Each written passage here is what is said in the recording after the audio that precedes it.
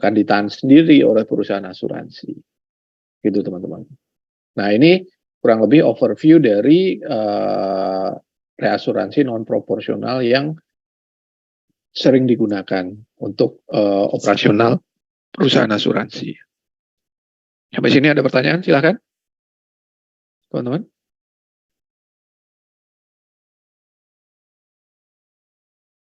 Lanjut ya.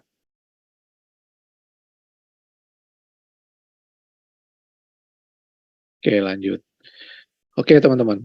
Nah, kemarin kita sudah jadi proporsional kan seperti non proporsional seperti ini. Excess of loss itu seperti ini, teman-teman.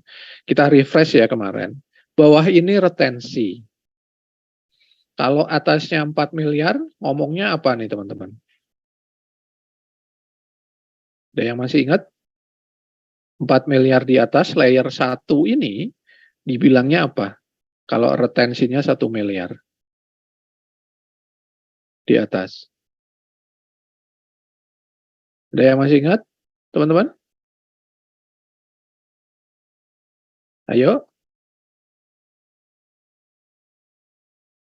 Hah?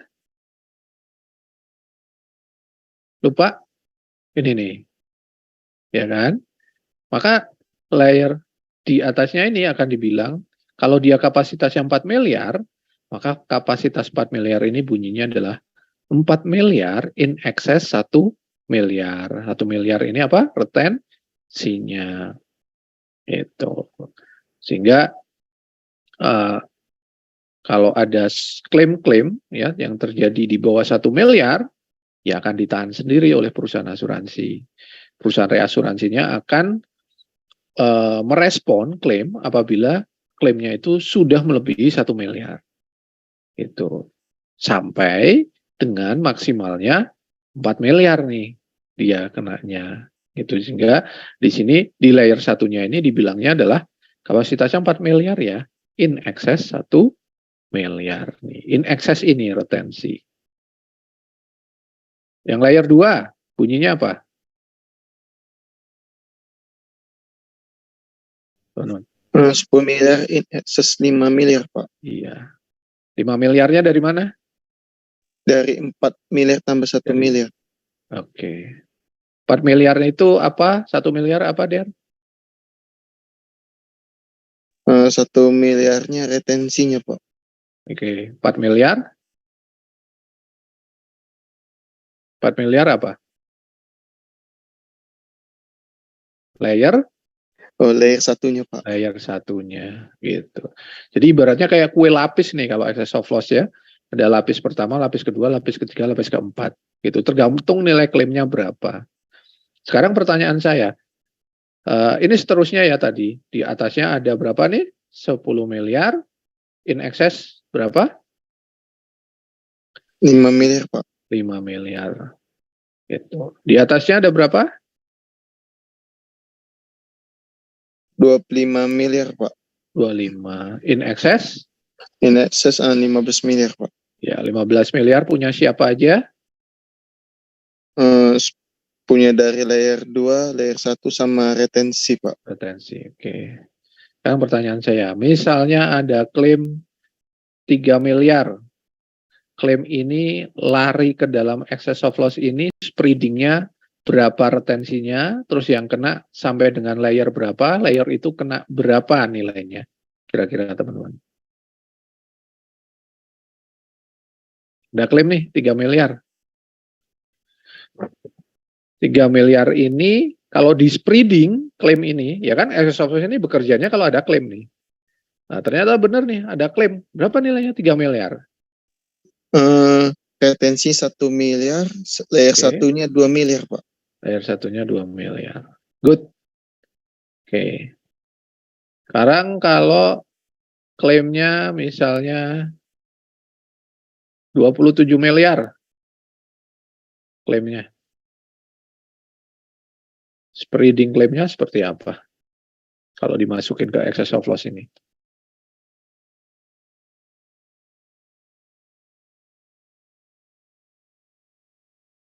$27 miliar. Yuk. Ada yang mau coba? Lebih gampang kalau ini daripada proporsional. Kalau proporsional kan kalian ngitung porsinya dulu kan, porsi reasnya, porsi retensinya, baru dihitung ngitung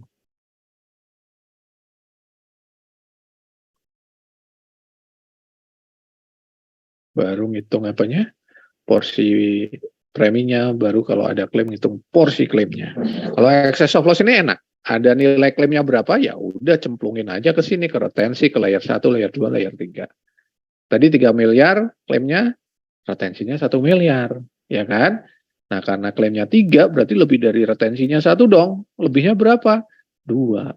Nah, kalau 2 itu masuk layer berapa? Layer 1. Karena klaim 3 miliar itu berarti di sini kan ya kurang lebih. Nah, itu kan. Ini klaimnya gitu. 1 miliar nih masuk layer 1 di sini. Masuk retensi. 2 miliarnya di sini masuk layer 1. Nah, sekarang kalau 27 miliar nih, spreading klaimnya kemana aja nih teman-teman? Ke sini. Yang mau coba? Please, bantu aku. Silakan. Nggak usah takut salah. Kan udah pernah ketemu kita. Saya nggak gigit kan. 27 miliar. Retensinya 1 miliar, Pak. Oke, 1 retensi. Terus? Layer 1-nya 4 miliar, Layer Pak. 1 kena 4 miliar. Ini udah 5. Sisa 22. Layer 2-nya 10 miliar, Pak. Layer 2-nya kena juga full 10 miliar. Ini di jumlah berapa? Layer 3-nya 12 miliar, Pak. 15 kurang 27 kurang 15 sisa 12 miliar. Masuk nggak ke sini? Masuk. Berapa? Masuk, Pak. 12. Layer 3 12 miliar. Jadi 27 miliar ini thank you Ya, Pak. ke dalam excess of loss ini retensinya 1, kena layer 1-nya 4, layer 2-nya full kena 10 juga, jadi layer 1, layer 2-nya kena nih full, habis, kebakar gitu ya, kepake. Kalau teman-teman main apa ya biasanya ya, kamar kos lah, ini ibaratnya kamar kos, kamar ini langsung penuh, kamar ini penuh, gitu ya. Atau apa ya, main apa ya itu ya, dulu anak kecil yang suka apa, bertingkat itu air gitu ya, kayak tangga tapi isinya sebenarnya cawan air gitu ya. Kalau di atas sudah penuh, dia akan ngalir ke bawah.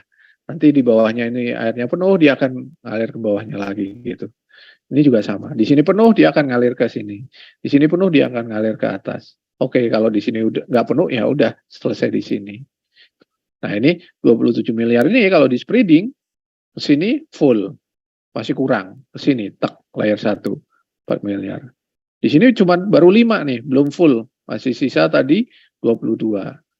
Masuk lagi ke chamber yang atasnya.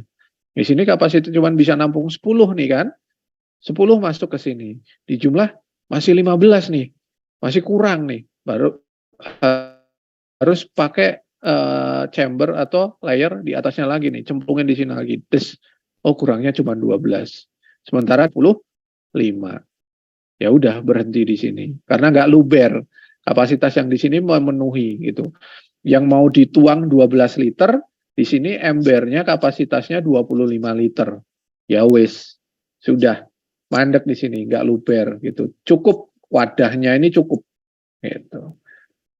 Kalau di sini nggak cukup, ya dia akan luber lagi ke sini gitu. Karena di sini wadahnya lebih gede lagi, yaitu 35 miliar. Sampai sini ada yang mau nanya, ada yang nggak jelas? Teman-teman? Silakan. Ada yang mau ditanyakan? Jelas? Paham ya? Oke, paham. Ya, Der, silakan. Nggak ada, Pak. Oke. Alhamdulillah udah jelas semua. Oke, nah sekarang teman-teman, bedanya dengan treaty proporsional, kalau treaty proporsional itu lo mau klaim berapa kali dalam setahun, reas merem, bodo amat gitu. Yang penting pada saat klaim perusahaan asuransi itu harus bisa membuktikan bahwa resikonya itu sudah di spreading ke reas, di SOA kan. Kalau proporsional kan bayar preminya melalui SOA kan, gitu. Per 3 bulan dikumpulin preminya, dikumpulin spreading reasnya, dikumpulin preminya berapa. Kalau ada klaim ya dihitungin porsi klaim reasnya berapa, per 3 bulan dikumpulin, dikasih ke reas, gitu kan. Gitu. 3 bulan lagi dikumpulin lagi, dikasih ke reas gitu. Per 3 bulan kalau proporsional. Nah kalau excess of loss ini enggak. Gitu. Layer-layernya ini ya masing-masing ini ada preminya. Jadi kapasitas 4 miliar ini ada premi yang harus dibayar oleh perusahaan asuransi kepada reasuransi. Reasuransi akan ngitung nih, hitungnya dengan cara menghitung namanya burning cost. Gitu. Namanya burning cost, teman-teman. Ini burning cost-nya berapa sih? Burning cost itu modal yang harus dibayarkan oleh perusahaan asuransi kepada reasuransi. Modalnya berapa gitu. Misalnya di sini modalnya reas gua ngasih 4 miliar tapi di sini gua hargai kapasitas 4 miliar ini 1 M. Gitu. Di sini layer 2 misalnya untuk kapasitas 10 miliar ini gua hargai 0,9 M atau 900 juta. Kapasitas di atasnya ini gua hargai misalnya 0,8 M. Kapasitas di sini 0,5 M misalnya atau 500 juta. Sehingga totalnya dalam setahun perusahaan asuransi itu harus membayar premi reasuransi untuk excess of loss ini sebesar ini tambah ini tambah ini tambah ini. 1,9, 2,7, 3,2. 3,2 miliar. Dia dapat kapasitas ini. Gitu. Berapa nih kapasitasnya? 14, 39 tambah 35. Oh, gede ya, 74. 74 miliar. Total 75 nih. Berarti kalau ditambah retensi. Untuk kapasitas itu dia mesti bayar 32 miliar. Itu teman-teman. Nih, dan ini bayarnya di depan, disepakati. Gitu.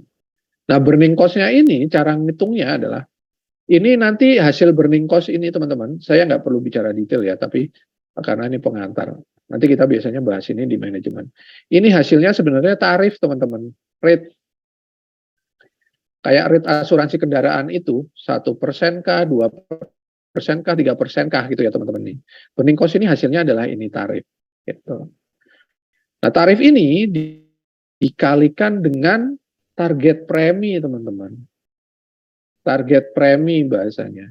Estimasi premi lo dalam 1 tahun yang akan menggunakan ini, excess of loss ini, yang akan di-cover oleh excess of loss ini, sampai berapa sih target lo setahun?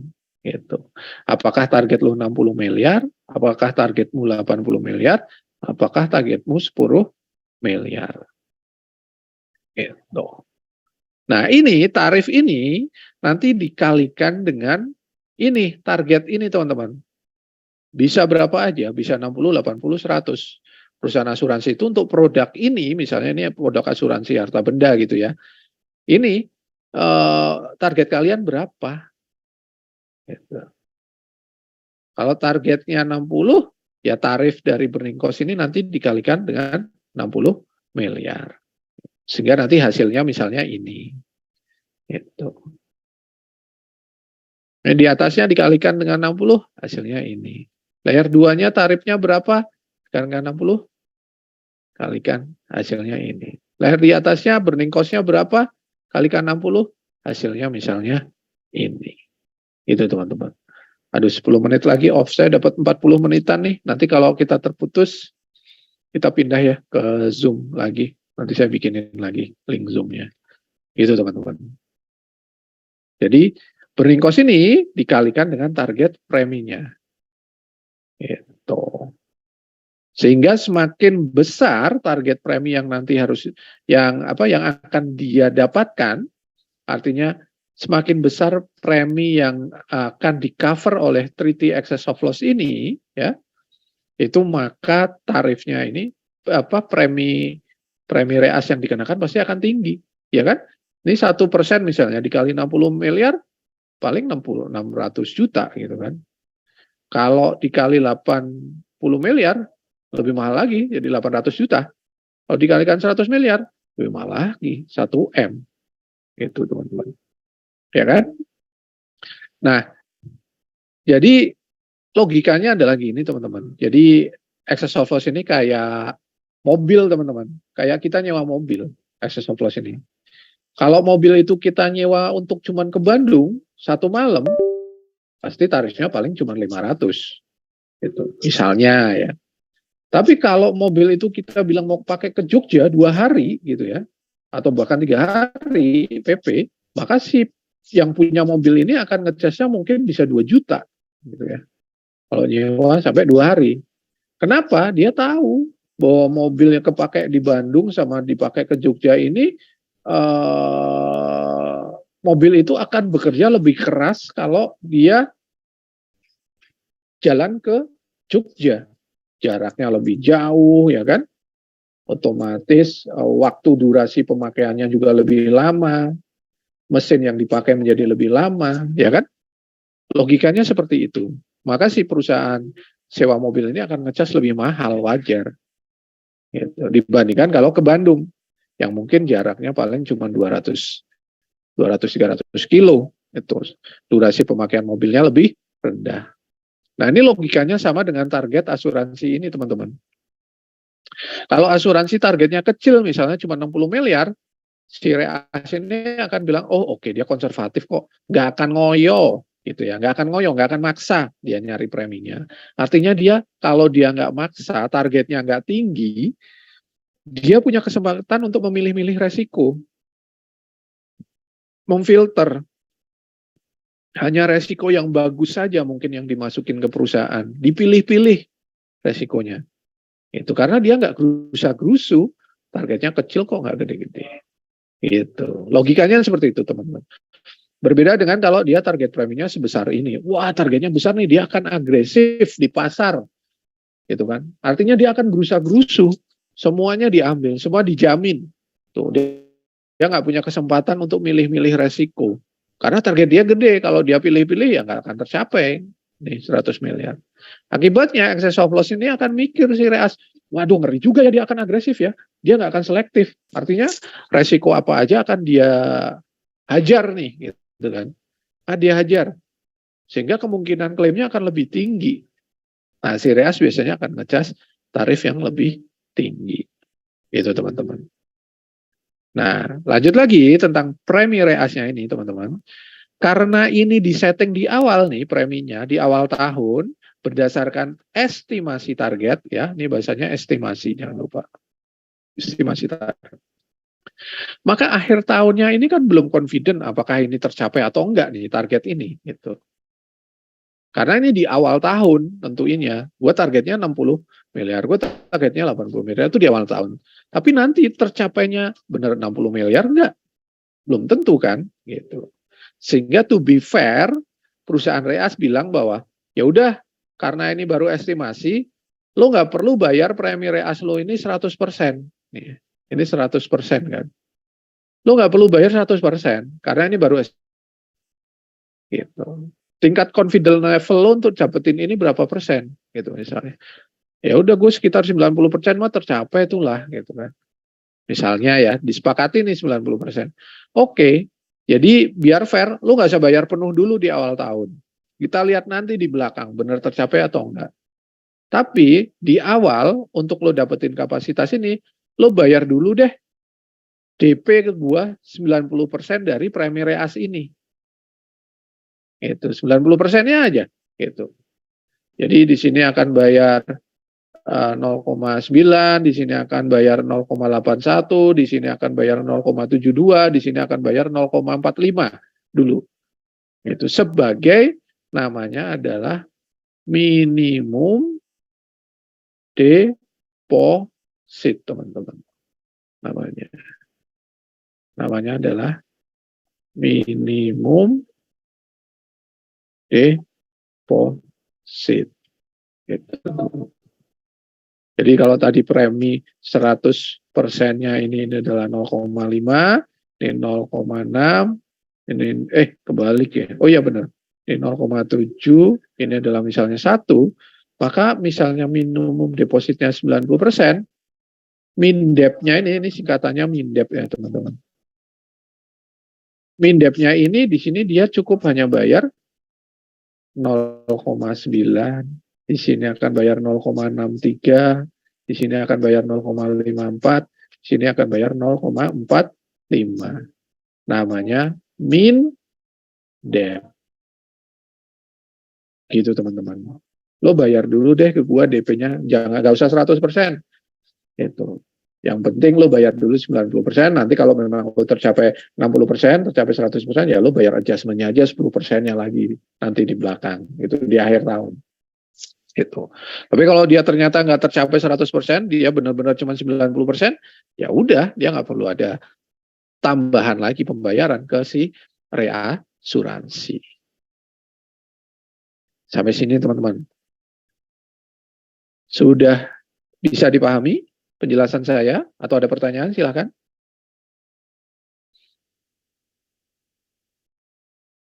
Sudah jelas? Sudah, Pak. Sudah jelas. Oke. Alhamdulillah udah jelas ya. Oke. Nah, berbeda dengan proporsional tadi, kalau proporsional itu klaimnya nggak dibatasin, excess of loss ini berbeda teman-teman.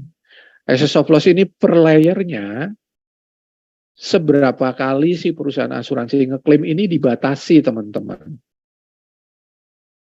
Jadi nggak unlimited gitu, tapi limited itu. Jadi layer yang bawah nih, layer 1, karena dia adalah kesetnya yang paling bawah. Kalau itu sepatu ya ini alas kakinya ya, solnya ya, sol sepatunya ya kan.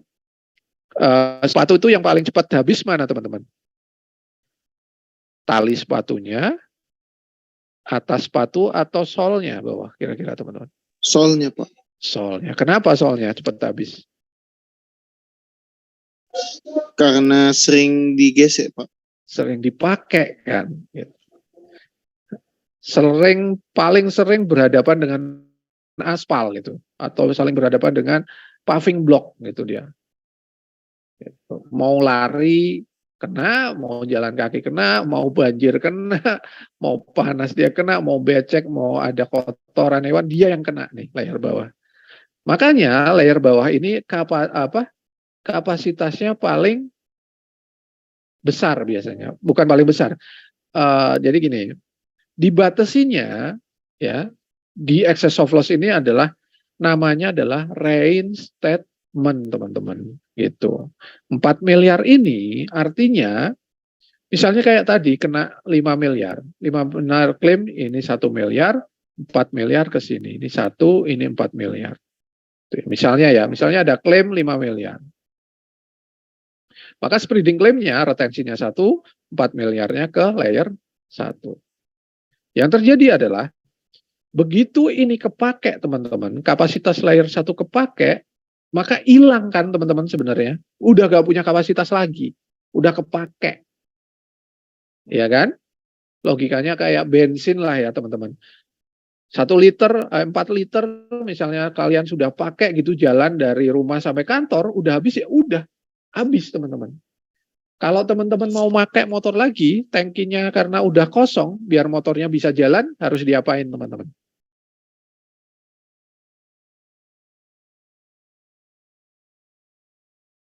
Kalau tangkinya udah habis nih, bensinnya 4 liter udah habis nih teman-teman. Agar motornya bisa jalan lagi, harus diapain teman-teman? Bensinnya. Diisi.